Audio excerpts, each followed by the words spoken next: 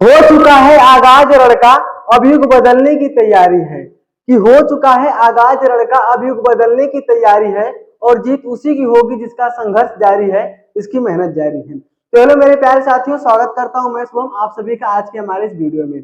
आज का ये जो हमारे वीडियो होने वाला है, इसका टॉपिक है, उसके टॉपिक यहाँ पर है कि यूपी बोर्ड ने जो जारी किया है मॉडल पेपर, उस मॉडल पेपर को हम लोग यहाँ पर देखेंगे। तो आज के इस पेपर में जो यूपी बोर्ड द्वारा जारी मॉडल पेपर है उसको हम लोग देखेंगे। तो चलिए बिना देरी के वीडियो को स्टार्ट करते हैं और आप वीडियो के अंत तक बने रहिएगा।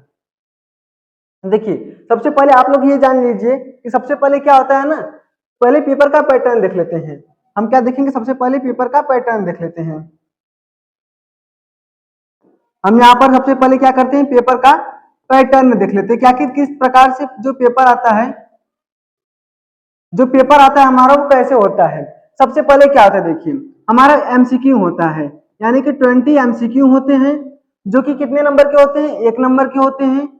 जो कितने नंबर के होते हैं, हमारा जो 1 नंबर के होते हैं, और कितने रहते हैं, टोटल 20 रहते हैं, यानी कि जो हमें टोटल 20 नंबर दिलाते हैं। 1 नंबर की 20 एमसीक्यू हमें 20 नंबर दिलाते हैं। फिर उसके बाद अगर हम बात करें तो हमारा रहता है लघु उत्तरीय प्रश्न, अति लघु उत्तरीय प्रश्न। जो हमारा रहता है अति लघु उत्तरीय प्रश्न, वो कितने नंबर का रहता है हमारा, तो हमारा रहता है 2 नंबर का। और कितने क्वेश्चन रहते हैं, 6 क्वेश्चन रहते हैं, और हमें 12 नंबर दिलाते हैं। इसमें 6 क्वेश्चन रहते हैं, और याद रखिए कि हमें पूरे 6 के 6 क्वेश्चन करना है। फिर उसके बाद अगर हम बात करें, तो हमारा क्या रहेगा, लघु उत्तरीय प्रश्न रहेगा। यानी कि अगर हम बात करें तो हमारा उसके बाद लघु उत्तरीय प्रश्न रहेगा, और ये कितने नंबर का रहेगा हमारा, लघु उत्तरीय प्रश्न हमारा रहता है, वो हमारा कितने नंबर का रहेगा, तो वो हमारा रहेगा यहाँ पर, वो चार नंबर वाले रहते हैं, और 4 नंबर वाले 6 रहते हैं। इसमें से हमें करना कितना होता है, 5 करना होता है। 6 रहते हैं और हमें 5 करना होता है, और यहाँ से हमें 20 नंबर मिलता है। फिर उसके बाद अगर हम बात करें तो हमारा दीर्घ उत्तरीय प्रश्न रहता है, दीर्घ उत्तरीय प्रश्न रहेगा, और ये कितने नंबर का रहेगा, तो ये भी हमारा रहेगा, ये हमारा 6 नंबर का रहेगा, और 6 नंबर के टोटल 6 क्वेश्चन रहते हैं, लेकिन करना हमें सिर्फ 3 रहता है। तो यहाँ से हमें 18 नंबर मिल गए। और इस पूरे को आप जोड़ेंगे तो देखिए 18, 12, 30, 20, 50, 50, 20, 70, यानी कि टोटल हमारा 70 नंबर का रहता है। टोटल हमारा कितना नंबर का रहता है, टोटल हमारा 70 नंबर का पूरा पेपर होता है। तो ये सबसे पहले जान लीजिए, और ये बहुत ही जरूरी है तब जब आप क्वेश्चन को सॉल्व करेंगे। तो देखिए अब हम क्वेश्चन को अपने करते हैं, हम अपने क्वेश्चन को करते हैं यहाँ पर। और जो ये वाला जो हम कर रहे हैं ना, ये जो यूपी बोर्ड ने जारी किया है मॉडल पेपर, उसको कर रहे हैं। तो उसमें सबसे पहला यहाँ पर क्वेश्चन है, सबसे पहला क्वेश्चन हमारा है कि निम्नलिखित में से कौन सा सहअभाज्य संख्याओं का युग्म है। अब युग्म का मतलब क्या होता है, युग्म का मतलब होता है हमारा जोड़ा, युग्म मतलब जोड़ा। और यहाँ पर ये भी मिल रहा है आप लोग को कि सहअभाज्य संख्याओं का युग्म है।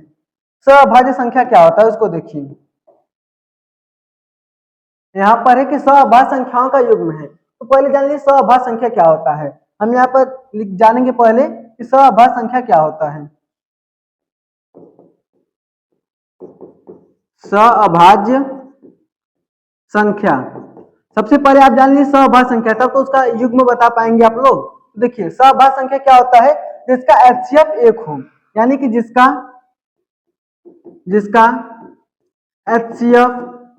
एचसीएफ यानी कि हाईएस्ट कॉमन फैक्टर क्या हो, जिसका एचसीएफ 1 हो, उसे हम लोग क्या बोलते हैं, उसे हम लोग बोलते हैं सहअभाज्य संख्या बोलते हैं उसे हम लोग।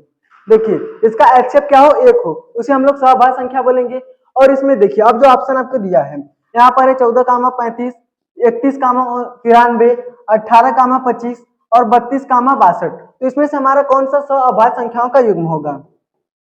देखिए सबसे पहले क्या है यहाँ पर 14, 35, अगर हम किसको ले, 14, 35 को लें, अगर हम 14, 35 को लें, देखिए दोनों 7 से विभाजित हो जा रहा है, यानी कि ये भी 7 से और ये भी 7 से विभाजित हो जा रहा है। इसका मतलब इसका एचसीएफ 1 नहीं होगा। अब उसके बाद अगर हम बात करें, यानी कि ये वाला ऑप्शन हमारा गलत हो गया। अब उसके बाद करें हम 31, 93 की। देखिए अगर हम 31 को लें और 93 को लें, तो ये भी हमारा 3 से 31 जो होता है ना, ये जो हमारा 93 है वो 31 से विभाज हो जाएगा, यानी कि 31/31 करें तो भी कट जाएगा। यहाँ पर 1 आएगा और यहाँ पर क्या आएगा, 3 आएगा, यानी कि ये भी हमारा ऑप्शन नंबर नहीं होगा। अब उसके बाद अगर हम अगला ऑप्शन देखिए आपको क्वेश्चन इस प्रकार से कर रहे हैं ना कि कोई भी ऑप्शन अगर गलत हो रहा है तो क्यों गलत हो रहा है ये जानना बहुत जरूरी है। फिर उसके बाद अगर हम बात करें तीसरे ऑप्शन की, तीसरा ऑप्शन है हमारा 18,25, फिर 32,62। देखिए 32 2 से कट जाएगा, 62 भी 2 से कट जाएगा, इसका मतलब ये तो नहीं होगा, यानी ये भी गलत है। और जो आपका सही वाला है वो सही होगा 18,25, क्योंकि 18 2 से कटेगा और 25 का, अगर हम 18 का फैक्टर करें, अगर हम किसका करें 18 का फैक्टर करें, अगर हम 18 का फैक्टर करें तो क्या आएगा, देखिए अगर हम 18 का फैक्टर करें, सबसे पहले 2 से कटेंगे कितनी बार में, 9 बार में, फिर 3 से कटेगा 3 बार में, और 3 से कटेगा 1 बार में, यानी कि 18 फैक्टर हमारा क्या आ गया, 2,3, 2 गुणे 3 गुणे 3 आ गया। फिर उसके बाद अगर हम 25 का फैक्टर करें, यहाँ पर 25 का फैक्टर करें तो क्या आएगा, 5 गुणे 5। अब इसमें भी हम 1 से गुणा कर सकते हैं, इसमें भी 1 से गुणा कर सकते हैं, यानी कि अगर हम इसका एचसीएफ निकालेंगे तो ऐसे हमारे, तो देखिए इसका एचसीएफ क्या है, एक आया, और हमने क्या बताया था जिसका एचसीएफ एक हो वो हमारे क्या होता है, सहभाज्य संख्या होता है। अब देखिए इसमें सहभाज्य संख्या क्या हो, इसका एचसीएफ एक हो। अब देखिए अगर हम 14 को देखें, हमने क्या बताया था, यहाँ पर इसका एचसीएफ आ गया, यानी कि 18 और 25 का एचसीएफ क्या आ गया, एक आ गया, यानी कि हमारा ऑप्शन नंबर बी क्या होगा, करेक्ट होगा। हमारा ऑप्शन नंबर बी क्या होगा, करेक्ट होगा, 18,25 ये होगा हमारा आंसर। तो यहाँ तक आप लोगों को क्लियर है। चलिए अब हम अपने अगले क्वेश्चन चलते हैं, क्वेश्चन नंबर 2 पर। देखिए क्वेश्चन नंबर 2 क्या है हमारे पास, अब ये क्वेश्चन देख रहे हैं, ये भी बहुत ज्यादा इंपॉर्टेंट क्वेश्चन है। क्या है यहाँ पर, यदि द्विघात बहुपद क्या है हमारे पास, यदि द्विघात बहुपद क्या है, x² + a1 + x + b के शून्य में हमें क्या दिए 2 और क्या है -3 है, तो हमें a और b का मान हमसे निकालना है। अब देखिए ये एकदम सिंपल सा क्वेश्चन है, पर थोड़ा सा बड़ा है। इसमें क्या करना है, हमें एक द्विघात बहुपद दिया है, हमें क्या एक द्विघात बहुपद दिया है और इसका शून्य 2 और 3 है। अब हम जानते हैं द्विघात बहुपद का मानक रूप, अगर द्विघात बहुपद का हम क्या करें, मानक रूप लिखें तो होता है ax² + bx + c बराबर क्या होता है, 0 होता है, यानी कि ax² + bx + c बराबर क्या होता है, 0 होता है। और उसके बाद अगर हम बात करें तो जहां पर a का मान क्या हो, 0 ना हो, a का मान क्या हो, 0 ना हो, ये भी होता है। और यहाँ पर हम देख रहे हैं स्क्वायर है, यानी कि a के कितने मान आएंगे, a के 2 मान आएंगे, यानी कि x के हमारे 2 मान आएंगे, x के कितने मान आएंगे, यहाँ पर x के 2 मान आएंगे, x के 2 मान आएंगे। और यहाँ पर a हमें दिया है, 2 मान दिया है, जब हमें 2 मान दिया तो हम क्या करेंगे, यानी हमें x का मान क्या दिया है, x बराबर हमें दिया है 2, -3, x बराबर हमें क्या दिया है, x बराबर 2, -3 हमें दिया है। हम क्या करेंगे, एक बार 2 किस पे रखेंगे, एक बार -3 किस पे रखेंगे, और फिर क्वेश्चन हमारा सॉल्व हो जाएगा।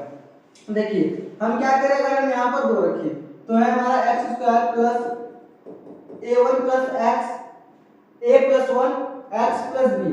अब हम इसके बराबर 0 कर दें और यहाँ पर 2 रखें, अगर हम x का मान 2 रखें, x का मान हम क्या रख रहे हैं, 2 रखने पर, तो यहाँ हमारा 2 का स्क्वायर हो जाएगा, ठीक है। फिर a + 1 है तो a + 1 का, और फिर x है तो x 2 हो जाएगा, प्लस हमारा b बराबर क्या आ जाएगा, 0 आ जाएगा। यहाँ तक हमने क्या किया, देखिए x बराबर 2 लेने पर या फिर x बराबर 2 रखने पर हमने x का मान क्या रखा है, 2 रखा है। अब उसके बाद अगर हम इसे सॉल्व करें तो 2 का स्क्वायर 4 होगा, प्लस 2 का स्क्वायर क्या हो जाएगा, 4 हो जाएगा, प्लस अब इसका गुणा इसमें कर दे तो हमारा 2a प्लस क्या आएगा, 2 प्लस में b है बराबर में हमारा 0 हो गया।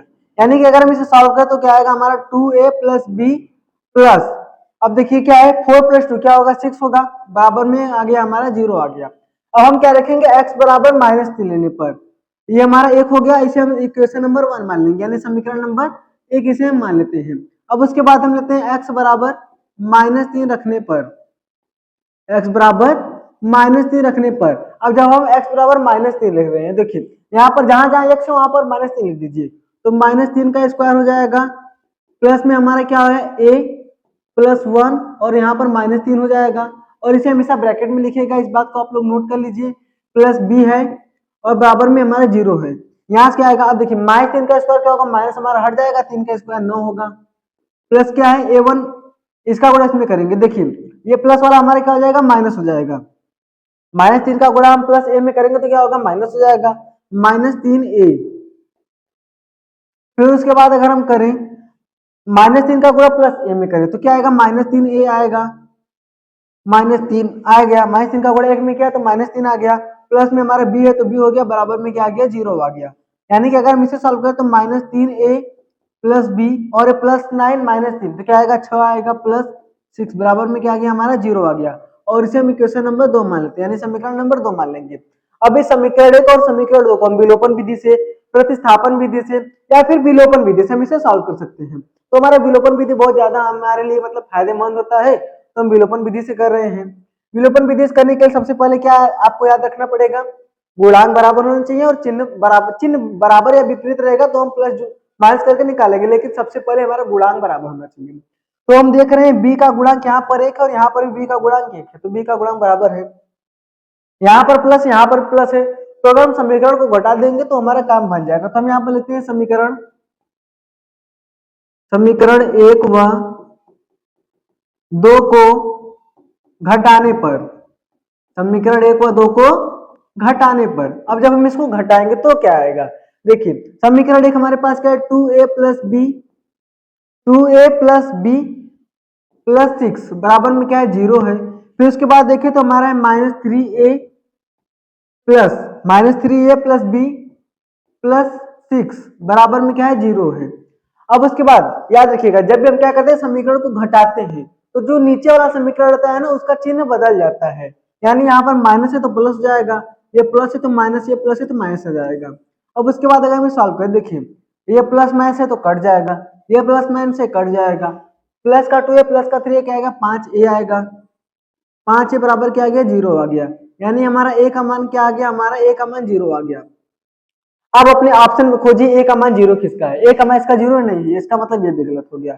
अब यहाँ पर भी a का मान 0 नहीं तो ये भी चला जाएगा, यहाँ पर भी a का मान 0 नहीं ये भी चला जाएगा, और जो हमारा ऑप्शन नंबर डी ये क्या होगा हमारा सही, यहाँ पर a का मान क्या दिया हमें, a का मान हमें यहाँ पर 0 दिया है, तो हमारा ऑप्शन नंबर डी क्या हो गया करेक्ट हो गया।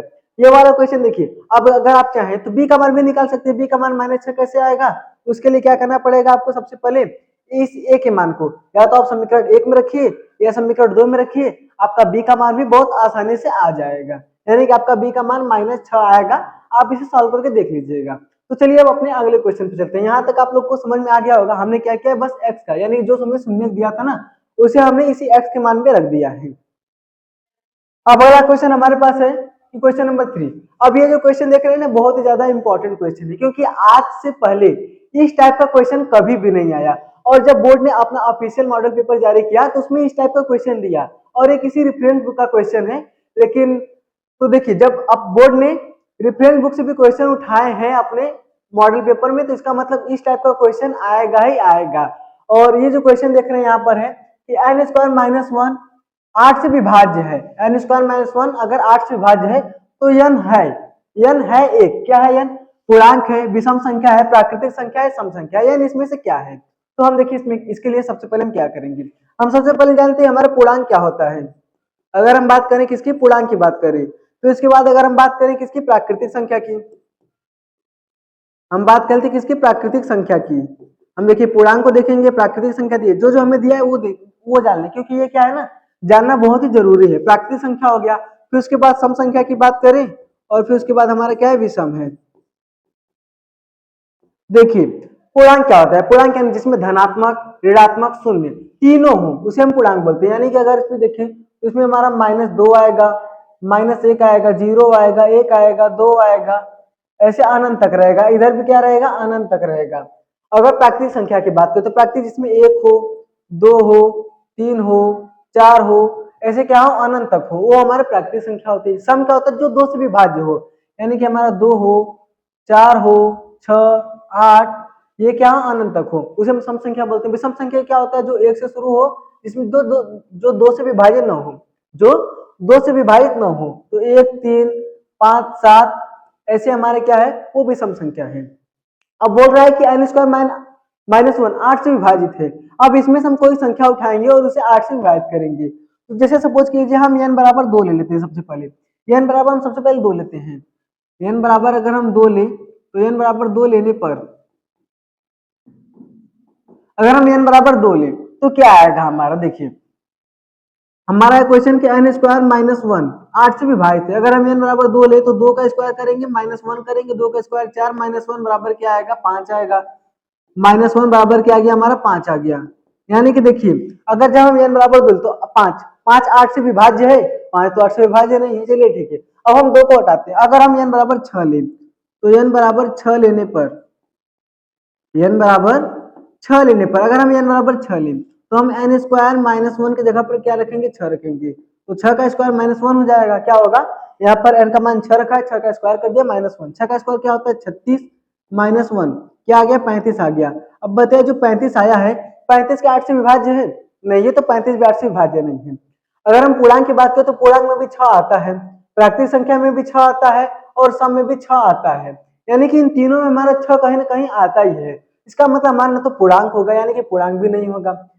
सम संख्या प्राकृतिक की बात करें तो प्राकृतिक में भी नहीं होता है, ये भी नहीं होगा। सम में भी 6 आता है, नहीं सम भी नहीं होगा। तो हमारा बचा कौन, विषम बचा।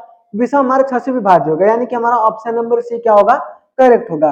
अब ये करेक्ट होगा तो क्यों करेक्ट होगा ये जान लीजिए। देखिए सबसे पहले आपको ये जानना है, अगर आपको कोई 3 ऑप्शन गलत हो रहा है ना तो क्यों गलत हो रहा है, ये भी अगर आप समझ जाएंगे ना तब आप असली वाला टॉपर कहलाएंगे। अगर हम विषम संख्या की बात करें तो विषम संख्या हमारे पास क्या है, देखिए विषम संख्या 1 3 5 7 है।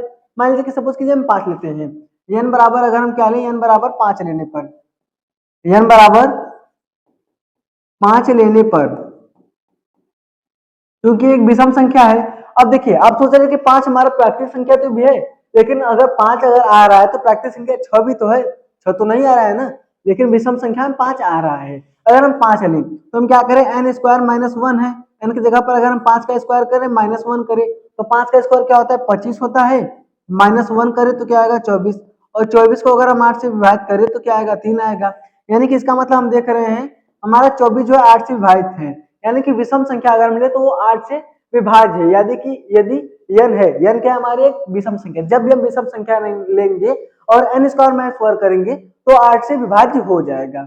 ये क्लियर हो गया आप लोग को क्यों हमने विषम संख्या लिया है, क्योंकि तीनों ऑप्शन क्यों कटे हैं, क्योंकि हमने आपको बताया ये संख्या होती है, हमने 6 लिया है, 2 लिया है, 2 नहीं जाए, 6 लिया है, 6 से भी नहीं कट रहा है, जब हमने 5 लिया है तो 5 कट रहा है, 5 विषम संख्या है, इसलिए हमारा विषम संख्या वाला ऑप्शन क्या होगा, सही हो जाएगा। तो ये क्वेश्चन भी आप लोग को क्लियर ही होगा।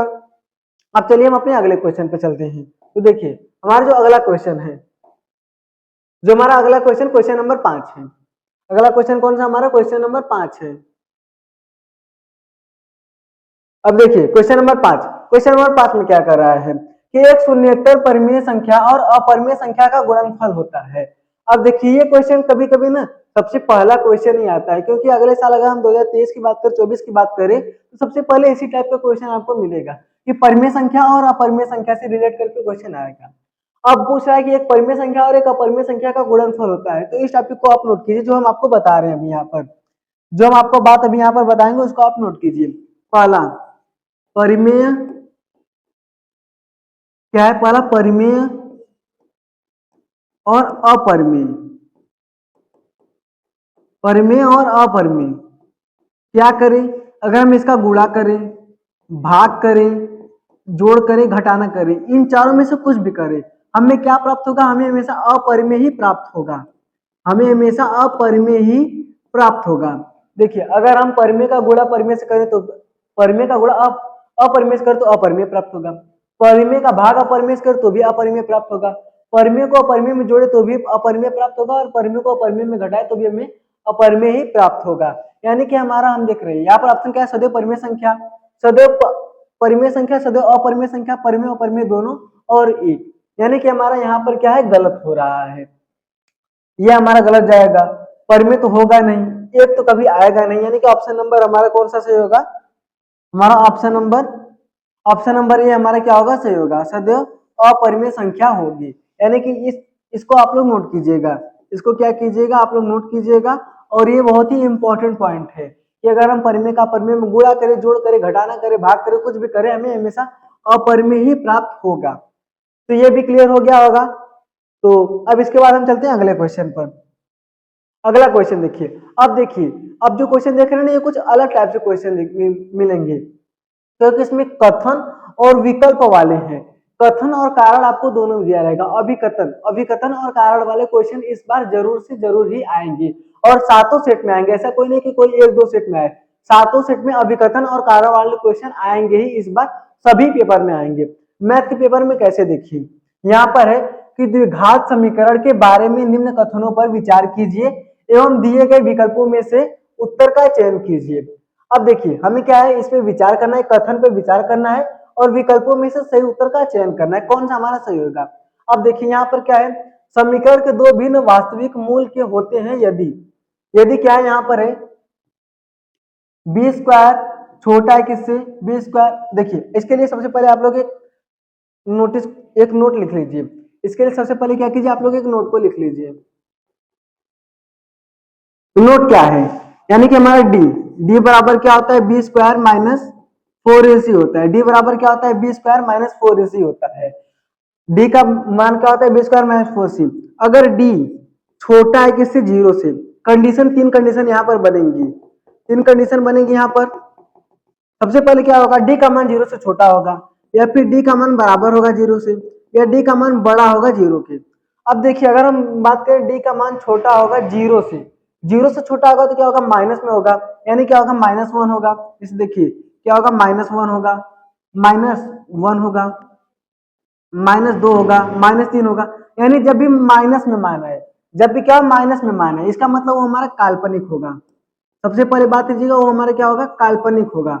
वो हमारा क्या होगा, काल्पनिक होगा। अब उसकी बात करें जब डी का मान जीरो है, यानी डी का मान क्या आ जाए, जीरो के अगर बराबर आ जाए, तो हमारा मूल जो होगा, यहाँ पर हम किसकी बात कर रहे हैं, मूल की।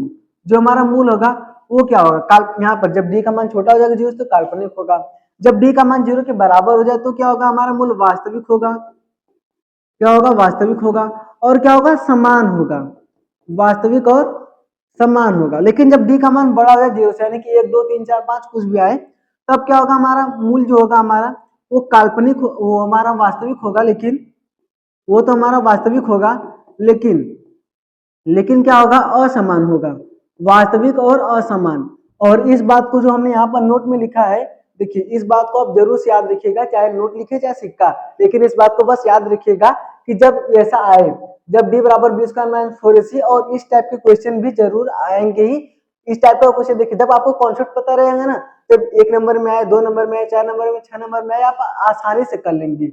इसके लिए सबसे पहले इस कॉन्सेप्ट को आपको पता होना चाहिए। अब इसी बेस पे हमारा क्वेश्चन है, तो क्वेश्चन क्या है उसको देखिए। क्वेश्चन हमारे पास यहाँ है, पहले बी स्क्वायर माइनस 4ac। यहाँ पर क्या होगा, यहाँ पर हम डायरेक्ट डी लिख सकते हैं। हम यहाँ पर डायरेक्ट क्या लिख रहे हैं, डी लिख रहे हैं। यानी कि डी का मान क्या होगा, छोटा होगा जीरो से। जब क्या होगा, समीकरण के दो भिन्न वास्तविक मूल होते हैं, भिन्न मूल होते हैं, दो भिन्न वास्तविक मूल के होते हैं। यदि डी का मान क्या भिन्न और वास्तविक हो, तो भिन्न कब होगा, जब डी का मान क्या होगा, बड़ा होगा। जब क्या होगा, डी का मान बड़ा होगा। यानी हम यहाँ पर लिखेंगे जब डी का मान, जब क्या होगा, डी का मान बड़ा होगा जीरो से। फिर उसके बाद समीकरण के दो बराबर मूल होते हैं। यदि बराबर क्या होता है, जब डी बराबर क्या होता है, जीरो होता है। समीकरण का कोई वास्तविक मूल नहीं होता है, यदि कोई वास्तविक मूल नहीं, यानी कि डी का मान छोटा हो जाए, डी का मान बड़ा हो जाएगा जीरो से। यहाँ पर क्या रहेगा, बड़ा का चिन्ह रहेगा।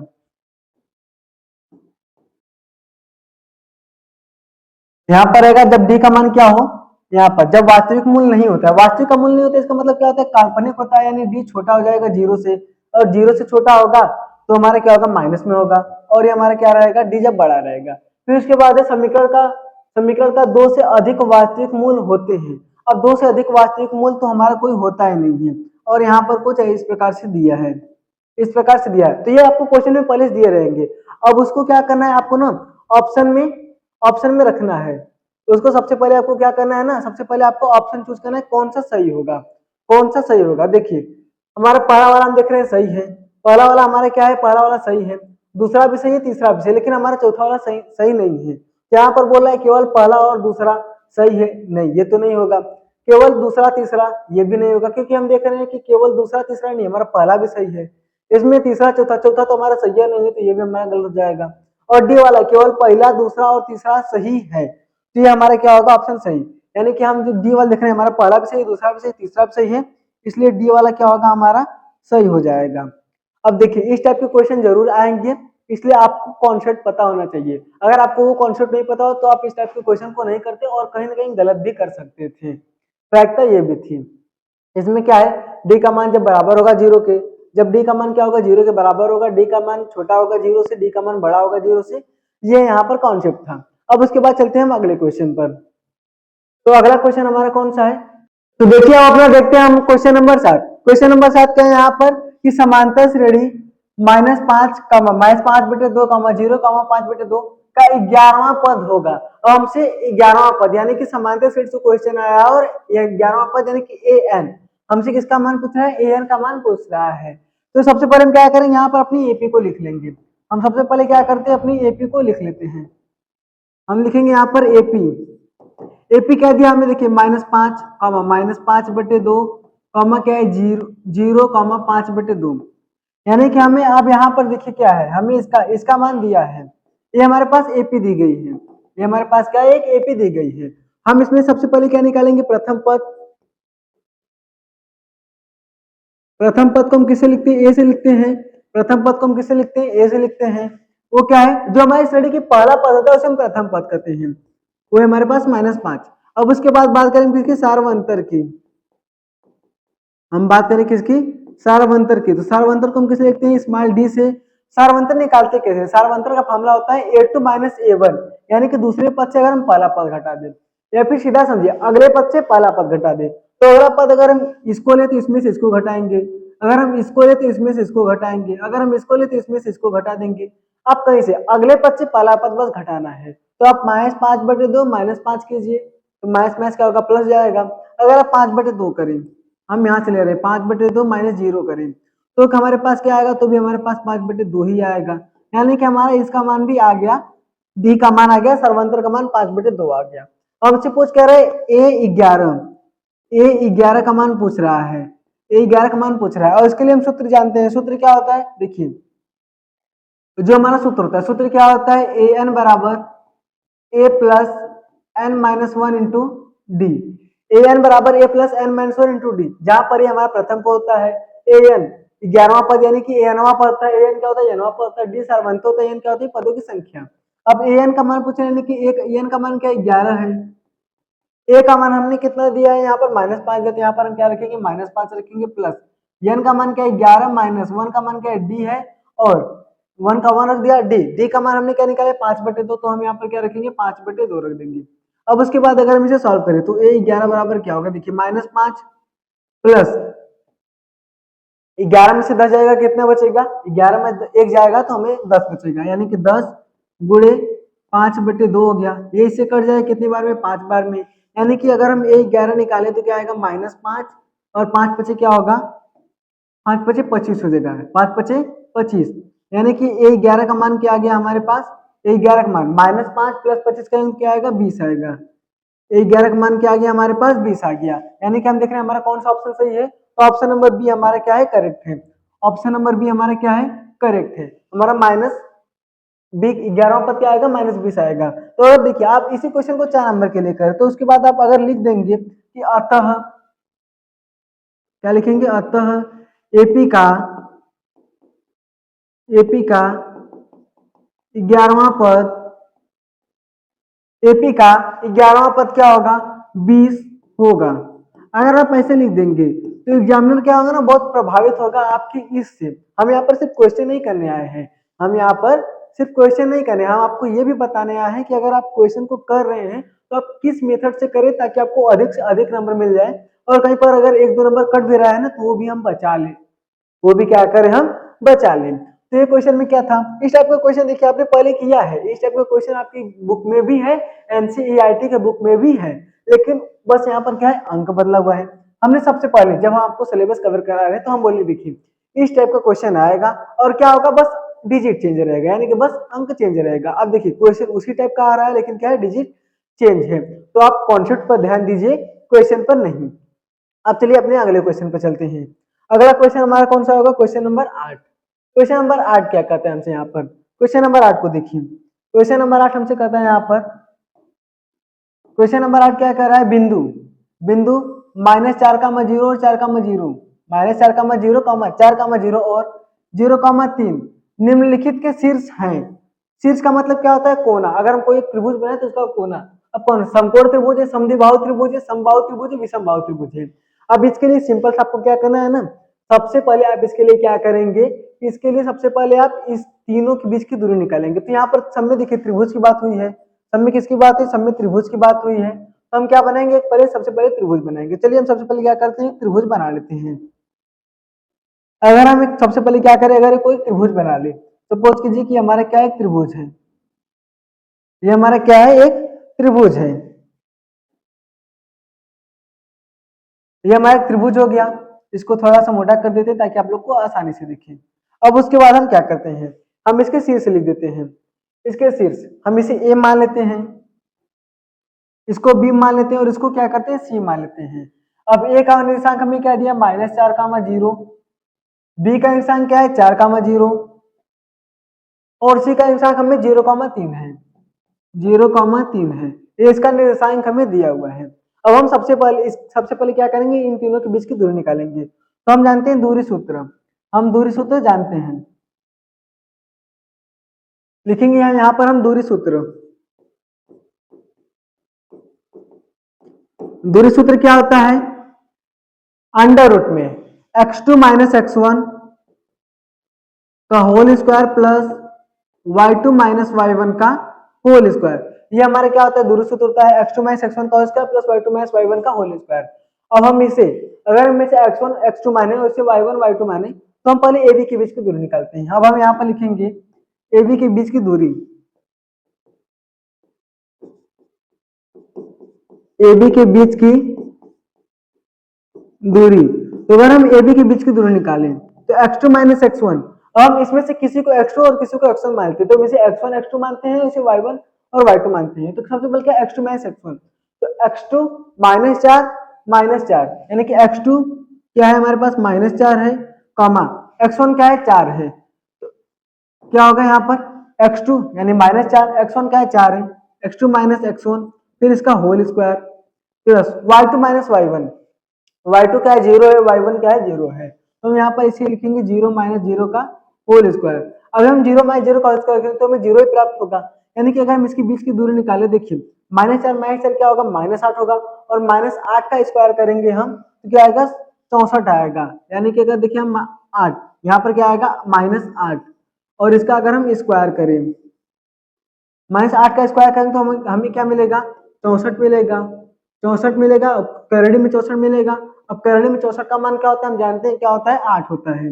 AB के बीच की दूरी क्या है 8 और उसके बाद आप लोग मात्रक लिखना मत भूलिएगा, क्योंकि हम जब भी दूरी निकालते हैं तो मात्रक में ही आता है। ये हमारा आगे AB के बीच की दूरी। अब हम इसी प्रकार से BC के बीच की दूरी निकालेंगे, तो हम यहाँ पर लिखते हैं BC के बीच की दूरी, BC के बीच की दूरी।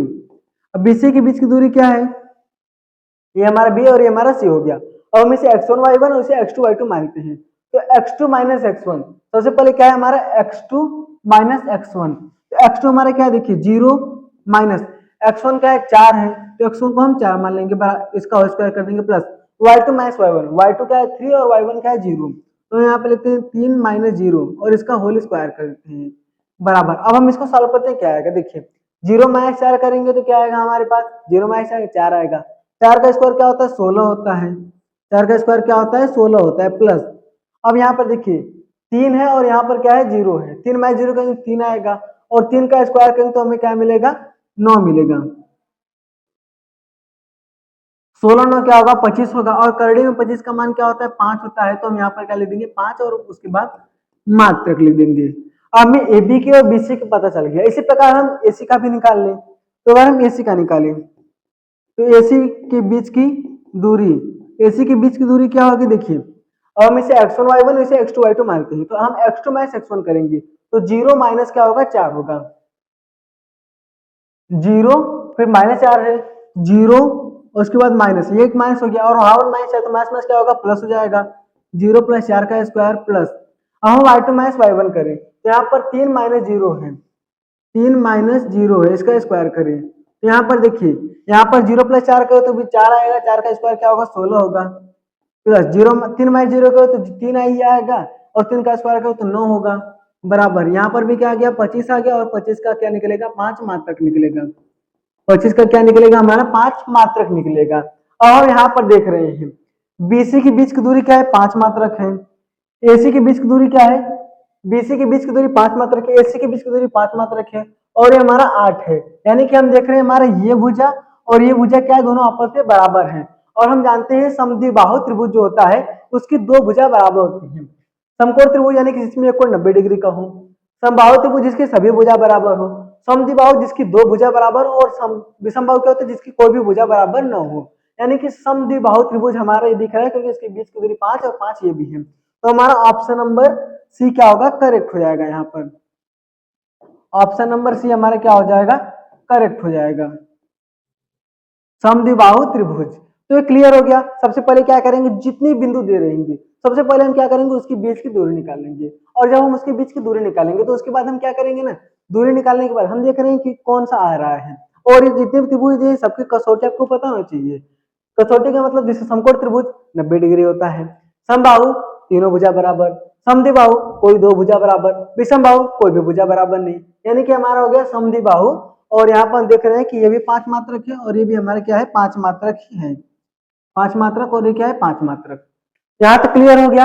अब चलिए 8वां क्वेश्चन हो गया। हम आज के सेशन में 2 क्वेश्चन और करेंगे और जो हमारा क्वेश्चन नंबर 10 है ना वो बहुत ज्यादा इंपॉर्टेंट है, तो उसको जरूर देखिएगा। क्वेश्चन नंबर 9, क्वेश्चन क्या है, दो समान कोणीय त्रिभुजों में से उनके संगत भुजाओं का अनुपात सदैव समान रहता है, ये किसने कहा था, यह कथन किसका था। अब बताइए कि दो समान कोणीय त्रिभुजों में, यानी कि अगर हम कोई दो त्रिभुज ले उसका कोण क्या हो, बराबर हो और उनके संगत भुजाओं का अनुपात सदैव समान रहता है, ये तो हमें लग रहा है थेल्स चर्चा ने कहा था। यानी कि हमारा जो है वो थेल्स प्रमेय ही होगा। पाइथागोरस तो होता है कर्ण का स्क्वायर बराबर लंब का स्क्वायर प्लस आधार का स्क्वायर, यानी कि इनका यहाँ पर तो कोई जिक्र नहीं है। हेरोन, हेरोन आपने कहाँ पढ़ा होगा, ये आपने क्लास 9 में पढ़ा होगा। ये त्रिभुज की दूरी निकालने के लिए यस ए प्लस बी प्लस सी बराबर ये बटा के 2 होता है, यस बराबर ये हेरोन, यानी कि ये भी हमारा यहाँ पर नहीं होगा। बात करें बोधायन, तो बोधायन का तो अभी तक आपने कभी नाम ही नहीं सुना होगा, यहाँ पर मिल गया, लेकिन क्या करें, बोधायन इसका हमने नाम ही नहीं सुना तो इसको छोड़िए। थेल्स प्रमेय, थेल्स प्रमेय देखिए जो थेल्स है, थेल्स ने क्या कहा था कि दो समान कोणीय त्रिभुजों में उनके संगत भुजा का अनुपात क्या होता है, सदैव बराबर होता है। और यहीं से आप लोग 6 नंबर का क्वेश्चन नोट कर लीजिए, नोट कीजिए, हाँ कॉपी निकालिए, नोट कीजिए क्या होगा, थेल्स प्रमेय। थेल्स प्रमेय क्या होता है ना, थेल्स प्रमेय 6 नंबर का आपके बोर्ड के पेपर में जरूर आएगा। थेल्स नंबर 6 नंबर का, 4 नंबर का आपके बोर्ड के पेपर में जरूर आएगा, तो उसको आप लोग जरूर नोट कीजिएगा। ठीक है, ये क्वेश्चन समझ में आ गया, यानी कि इसका ऑप्शन नंबर ए क्या होगा, करेक्ट होगा। थेल्स का ये कथन किसका था, थेल्स का था। अब हम करते हैं लास्ट क्वेश्चन। तो चलिए अपना 10वां क्वेश्चन लेते हैं। क्वेश्चन क्या है यहाँ पर कि दिए गए चित्र में ओ केंद्र वाले वृत्त पर, ओ केंद्र वाले वृत्त पर, यहाँ पर क्या रहेगा, ओ केंद्र वाले वृत्त पर, ओ केंद्र वाले वृत्त पर स्पर्श रेखा पी ए और पी बी इस प्रकार है कि कोण ए पी बी बराबर 50 डिग्री है, तो कोण ए ओ बी का मान निकालिए। अब देखिए इसके लिए हम सबसे पहले क्या करेंगे, पहले इसको हल करते हैं। और यहाँ पर दिया है, हम लिखेंगे कोण ए पी बी प्लस कोण ए ओ बी बराबर क्या है, यहाँ पर कोण ए पी बी प्लस कोण ए ओ बी बराबर 180। ये हमारा क्या होता है, ये हमारा नियम होता है कि इसको और इसको जोड़ेंगे तो 180 आएगा। और हम यहाँ पर इसका मान रख देंगे 50 प्लस कोण ए ओ बी तो क्या आएगा 180। अब इसमें से अगर हम ए ओ बी का मान निकाले तो क्या आएगा 180 माइनस 50, यानी कि ए ओ बी का मान हमारा क्या आ गया, ए ओ बी का मान 130 आ गया। और हमने आपको बताया था ये वाला क्वेश्चन बहुत ज्यादा इंपॉर्टेंट है, तो सच में वाला क्वेश्चन बहुत ज्यादा इंपॉर्टेंट है और ये क्वेश्चन 4 नंबर का भी आ सकता है। तो इसलिए आप इस पे लिखने पे फोकस कीजिएगा कि आखिर इस टाइप का क्वेश्चन आएगा। तो हम लिखेंगे कैसे, ये हो गया हमारा। अब उसके बाद हम इसका मान x मान लेंगे, इसे हम x मान लेंगे और इसे भी x मान लेंगे, ये हमारा 130 होता है। 130 हमारा आया है। अब हम करेंगे, अब हम लिखेंगे त्रिभुज, त्रिभुज कौन सा हमारा ओ ए बी में, त्रिभुज ओ ए बी में क्या है, कोण ओ प्लस कोण ए प्लस कोण बी बराबर 180 डिग्री। ये होता है हमारे त्रिभुज के अंतःकोणों का योग होता है, तो आप यहाँ पर लिख लीजिएगा त्रिभुज के अंतःकोणों का योग। अब ओ का मान हमें 130 दिया है और ए को हमने x माना है प्लस x माना है बराबर 180। अब आप सोच रहे होंगे कि हमने इसको x और इसको भी x क्यों माना है, क्योंकि देखिए ये दोनों हमारी त्रिज्या है और त्रिज्याएं क्या होती है, हमेशा बराबर होती है। और सम्मुख भुजा के, सम्मुख भुजा के समान भुजा के सम्मुख कोण बराबर होते हैं, यानी कि समान भुजा के सम्मुख कोण बराबर होते हैं। ये भुजा हमारे समान है तो इसके आपने समझो कोण भी क्या होंगे, बराबर होंगे, इसलिए हमने इसको x माना, तो ये भी हमारा क्या होगा x होगा। और इसे हम सॉल्व करें तो क्या आएगा 2x बराबर 180 माइनस 130 कर देंगे तो हमारा x का मान हमारा आ जाएगा यहाँ पर 50/2, यानी कि x मान हमारा क्या आ गया 25 आ गया। x का मान क्या आ गया हमारा 25 आ गया, यानी कि हमें हमारा इसका मान 25 आ गया। तो देख रहे हैं हमारा कौन सा ऑप्शन नंबर ए हमारा क्या है, करेक्ट है। ऑप्शन नंबर ए हमारा क्या है, करेक्ट है। तो आई होप कि ये क्वेश्चन भी आप लोग को समझ में आ गया होगा। तो मिलते हैं आपसे किसी अगले वीडियो में और आज का अपना वीडियो यहीं पर समाप्त करते हैं। मिलते हैं आपसे अगले वीडियो में और हाँ इसके आगे के जितने भी क्वेश्चन है उससे हम लोग सॉल्व करेंगे। तो आज के लिए इतना ही, तब तक के लिए धन्यवाद।